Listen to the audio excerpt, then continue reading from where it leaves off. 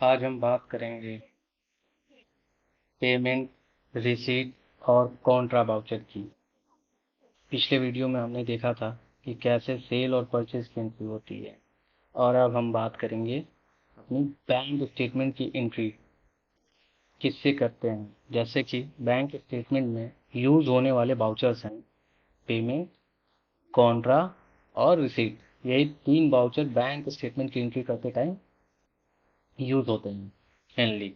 ठीक है, चलिए आते हैं और स्टार्ट करते हैं एंट्री। ठीक है, पहले वी टाइप करेंगे, गेटवे ऑफ टैली पे आके वी वाउचर्स खुल जाएंगे, और F5 टाइप करेंगे तो पेमेंट, F6 टाइप करेंगे तो रिसीट, और F4 टाइप करेंगे तो कॉन्ट्रा।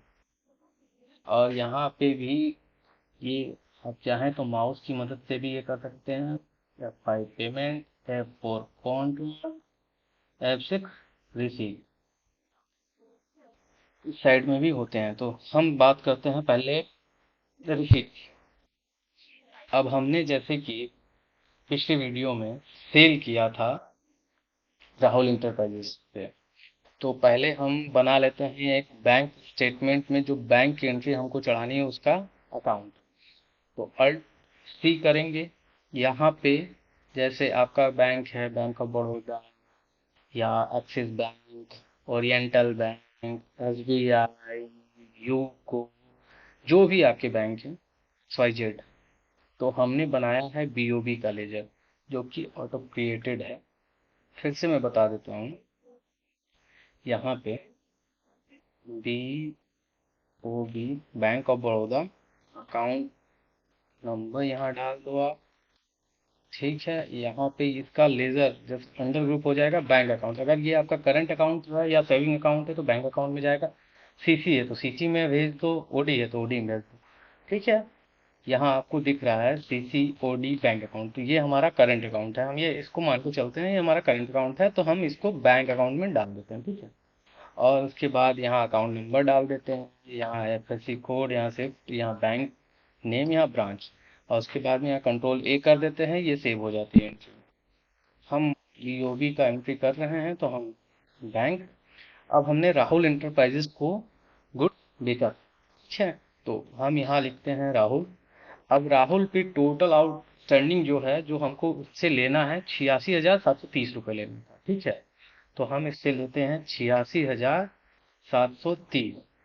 अब इन्होंने 86,730 पेमेंट कर दिया। अब इन्होंने कैसे पेमेंट किया उसको, बाय चेक या जैसे कि RTGS, NEFT, क्या किया उन्होंने, तो हम मान लेते हैं कि बाई चेक इन्होंने हमें पेमेंट किया। तो यहाँ इंस्ट्रूमेंट नंबर आता है, यहाँ पे हम उनका चेक नंबर डाल देते हैं, 1 2 3 4 5 6, 6 अंकों का चेक नंबर होता है, ये चेक नंबर इनका हो गया। फिर यहाँ कौन से बैंक से उन्होंने पेमेंट किया, तो हम इसको डाल देते हैं, यूको बैंक से इन्होंने पेमेंट किया। ठीक, ये हो गया। अब इसके बाद हम यहाँ चेक नंबर इनका यहाँ डाल देते हैं, जैसे कि चेक नंबर था, यहाँ पे भी आप नरेशन में भी डाल सकते हो चेक नंबर, क्योंकि आपको आसानी होगी देखने में कि कौन सा चेक नंबर है। नहीं तो यहाँ से इंस्ट्रूमेंट नंबर से रिकॉन्साइल करते टाइम वो भी देख सकते हो आप, या एंट्री खोलोगे तो भी देख सकते हो, कोई इसमें इशू नहीं होता है। 1 2 3 4 5, हमने यही चेक नंबर वहाँ डाला, यहाँ डाला, तो ये हमारे जो क्रेडिटर थे, डेटर थे सॉरी, ये निल हो जाएंगे, मतलब जीरो हो जाएंगे। इन्होंने पेमेंट कर दिया, हमारा इनका हिसाब यही। और ये जैसे कि हम अगर किसी को माल बेचते हैं तो वो हमें पेमेंट करेगा, तो वो हमारे रिसिप्ट वाउचर में आएगा। ठीक है, वो हमारे डेटर हुए, उन्होंने हमें पेमेंट किया, हमने वो पेमेंट रिसीव किया, तो ये यहाँ जीरो, और यहाँ एंट्री सेव कर देते, यहाँ ये जीरो होगा। तो हमारी एक पार्टी थी जिससे हमने माल परचेज किया था, अब हमें उनको पेमेंट करना है। जैसा कि अब आप जानते हैं F5 से हम वो करेंगे पेमेंट, और वो था BOB। अब इसमें हमारे पास है 86,730, और ओम इंटरप्राइजेस का जो जिनसे हम लोगों ने कुछ परचेज किया था, उनका बैलेंस है 1,18,000 रुपये। अब यहाँ क्या करेंगे, हमारे पास तो है 86,730 रुपये। अब इस सिचुएशन में हम उनको पेमेंट करते हैं पहले ही 70,000 रुपये हम इनको पेमेंट कर देते हैं। एक नंबर भी इसके अगेंस्ट में हम कितना पेमेंट कर रहे हैं, 70,000 रुपये। हमारा भी चेक नंबर रहेगा, इसे डेमो के लिए 1 2 3 4 5 6, ये हमारा भी चेक नंबर, चलो यही डाल देते हैं। तो इनको यहाँ पे भी हम चेक नंबर डाल देते हैं कि आसानी हो। यहाँ 70,000 रुपये हमने इनको पेमेंट कर दिया, लेकिन 48,000 इनका अभी भी हमारे पे बकाया शो कर रहा है, क्योंकि हमारे बैंक में अभी उतना पैसा है नहीं। हमने 16,730 रोका हुआ है कुछ और खर्चे के लिए। अगर कोई और खर्चा हुआ, जैसे स्टाफों की सैलरी हुई, कोई किसी को जरूरत थी एडवांस की, या किसी चीज़ के लिए रेंट देना हुआ, तो ये हम अपने उसके लिए रखे हुए हैं। चलिए, अब इसको हमने पेमेंट कर दी। ये हो गई आपकी पेमेंट बाउचर की एंट्री। पेमेंट में सिर्फ पेमेंट की एंट्री जाएगी, रिसीट में सिर्फ रिसीट की एंट्री जाएगी। अब आते हैं कॉन्ट्रा बाउचर पर। अब कॉन्ट्रा कॉन्ट्रा कुछ लोग नहीं समझ पाते हैं कि कॉन्ट्रा एंट्री कैसे पास की जाती है। कॉन्ट्रा पहले समझिए आप, कॉन्ट्रा में क्या होता है। कॉन्ट्रा में ये होता है कि बैंक टू बैंक की एंट्री होगी, कैश टू कैश की एंट्री होगी, और बैंक टू कैश की एंट्री होगी, और कैश टू बैंक की एंट्री होगी। चलिए आप समझते हैं। जैसे कि आप एक बैंक से उसी फर्म के दूसरे बैंक में कोई ट्रांजेक्शन करते हैं, जैसे मान लीजिए 50,000 रुपये आपने, आपका एक बीओबी बैंक हो गया, एक एक्सिस बैंक हो गया, ठीक है। आप क्या करते हैं कि एक्सिस से बैलेंस ट्रांसफर करते हैं बीओबी में, ये ट्रांसफर की एंट्री हुई।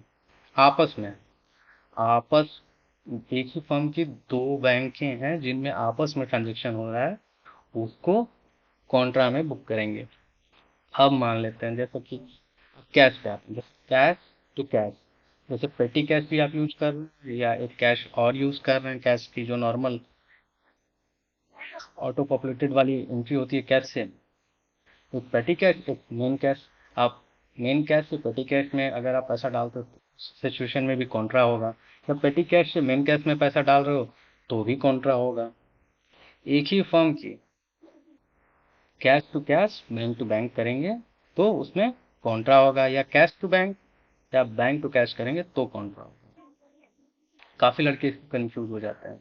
तो यहाँ पे हम बात करते हैं, चलो बीओबी में हम एक्सिस से पैसा लेते हैं, बीओबी को पैसा दे रहे हैं, मतलब एक्सिस बैंक से हम बीओबी में पैसा ट्रांसफर कर रहे हैं। यहाँ एक्सिस क्रेडिट एक्सिस हो जाएगा। ये जो ऊपर देख रहे हैं ये डेबिट होता है, और ये जो होता है ये क्रेडिट होता है। ये सिंगल वाउचर एंट्री हमका, इससे ज़्यादा इजी हो जाता है बच्चों पढ़ने में। अब यहाँ पे हम 50,000 रुपये जो है कि एक्सिस से हम बीओबी में ट्रांसफर कर दिए, ठीक है सर। अब ये जैसे कि एनईएफटी के थ्रू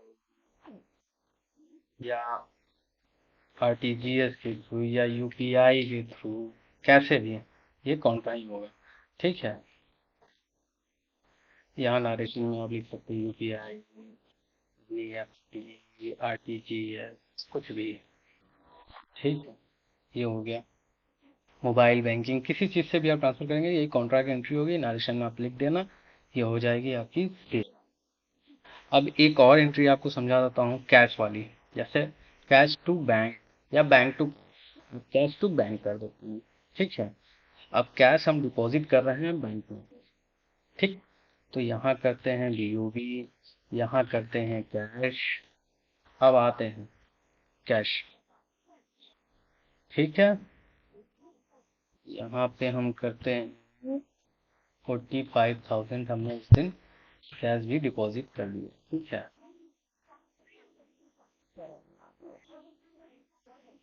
इसमें तो कैश का हो गया,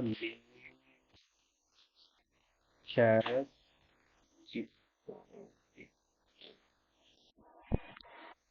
5,000, ठीक। ये हो गया अब हमारा।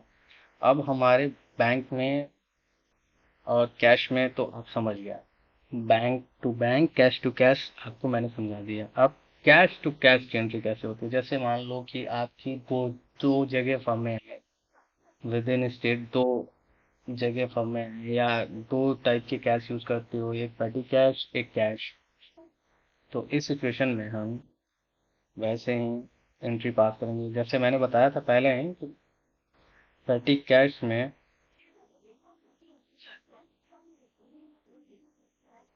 अगर मान लो हम यहाँ एक लेजर बनाते हैं पेटी कैश, जो नॉर्मल छोटे मोटे खर्चे होते हैं वो अक्सर लोग अपना एक छोटा सा कैश बुक अलग दे देते हैं एम्प्लॉययों को या किसी और को कि भाई आप यहीं से खर्चा कर लो थोड़ा मोड़ा।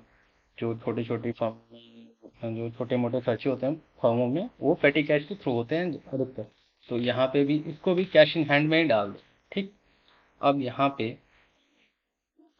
अब पेटी कैश में हमको 15,000 रुपये देना है, ठीक है, खर्चे के लिए। तो यहाँ पे हम कैश लिख देते हैं। यहाँ ठीक है, ये देखो।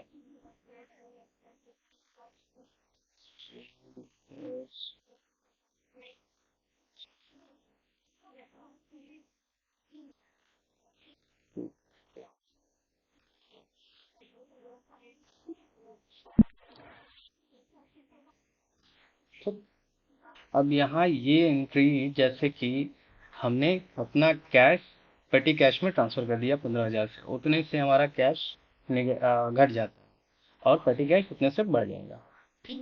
ये हो गई हमारी कैश टू कैश की entry, cash to petty cash की एंट्री, बैंक टू बैंक की एंट्री, और बैंक टू कैश की एंट्री, कैश टू बैंक की एंट्री। ये आप क्लियर हो गए?